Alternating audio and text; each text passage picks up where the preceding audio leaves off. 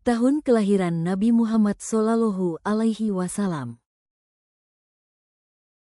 Beliau berasal dari suku Quraish, suku terhormat yang menjaga Ka'bah. Ayahnya bernama Abdullah bin Abdul Muthalib dan ibunya Aminah binti Wahab. Beliau juga adalah cucu dari Abdul Muthalib, salah satu pemimpin besar bangsa Quraish pada masa itu.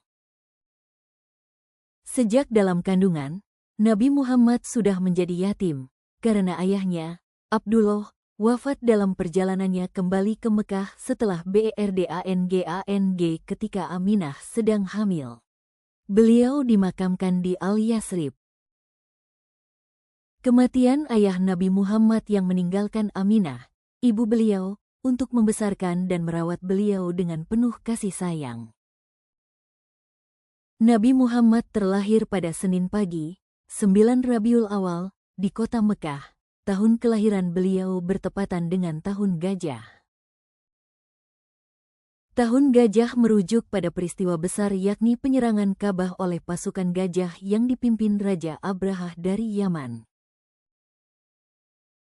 Abrahah al-Ashram adalah raja dari kerajaan Habasyah, Yaman. Ia membangun sebuah gereja megah bernama Al-Qullais di Sama untuk mengalihkan haji ke Ka'bah. Orang-orang Arab tetap menghormati Ka'bah, sehingga Abrahah marah.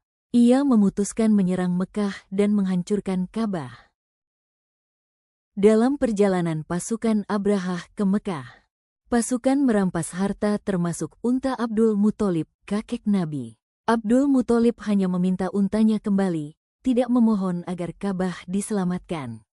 Ketika ditanya, Abdul Muthalib hanya menjawab, "Aku pemilik unta-unta itu, sedangkan Ka'bah ada pemiliknya sendiri yang akan menjaganya."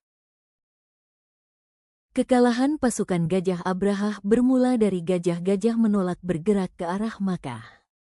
Allah menurunkan azab seperti dalam Quran Surah Al-Fil, muncul burung-burung kecil yakni burung ababil yang datang berkelompok membawa batu dari tanah terbakar. Batu-batu itu dijatuhkan dari atas ke arah pasukan Abrahah. Pasukan terbakar oleh batu itu dan hancur lebur seperti daun kering yang dimakan ulat. Abrahah sendiri terluka parah dalam serangan tersebut. Tubuhnya terkena batu-batu kecil yang dilempar oleh burung ababil. Luka-lukanya membusuk, dan ia mengalami penderitaan luar biasa dalam perjalanan kembali ke Yaman. Setelah itu dia meninggal dalam perjalanannya kembali ke Yaman. Selain lahir pada tahun gajah, kurang dari beliau juga lahir pada masa di mana masyarakat Mekah waktu itu hidup dalam kondisi jahiliyah.